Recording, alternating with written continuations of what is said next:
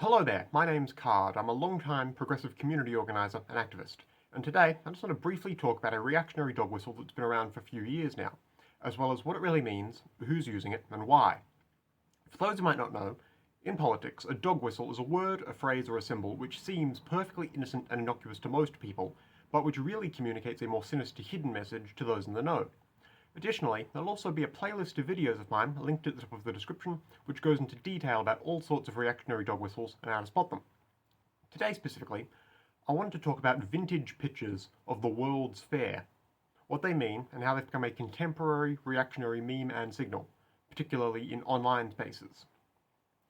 A lot of the online far-right congregate most of the time on dedicated reactionary forums and image boards, where they're free to be as openly bigoted as they want to be. But whenever they're on the normal, regular side of the internet, they'll often reuse a lot of the same racist, homophobic, transphobic jokes and memes and talking points they would with the other reactionaries, but they'll couch it all in obfuscating language and obtuse references so that it flies over the heads of most people.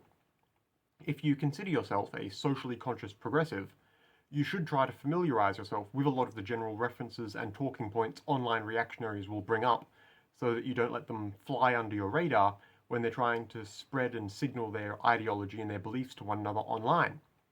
After all, knowing is half the battle.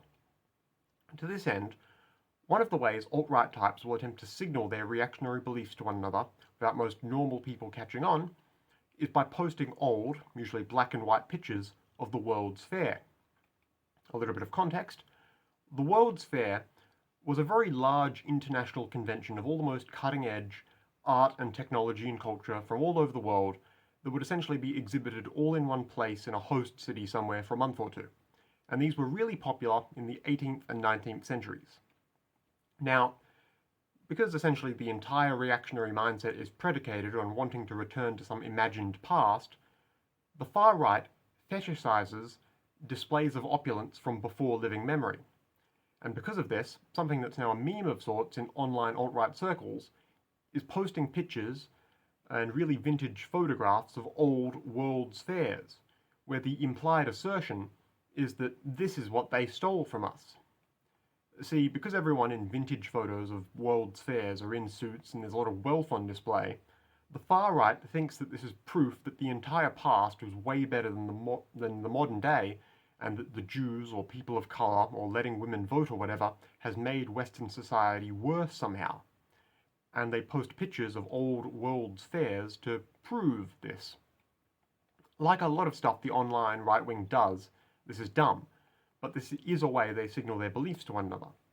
So for the sake of keeping yourself and your spaces safe, please just keep it in mind. It's always good to be able to recognise alt-right messaging and signalling like this, so you can spot it, denounce it, explain why it's wrong and bad to others, and remove the people posting this sort of stuff. That's all I have to say today. I hope it helps. Once again, my name's Card. If you want to hear more from me, especially more about emerging or obscure reactionary dog whistles and how to spot them, feel free to subscribe to this YouTube page, or just take a look at my other videos. Either way, goodbye for now, and stay safe out there.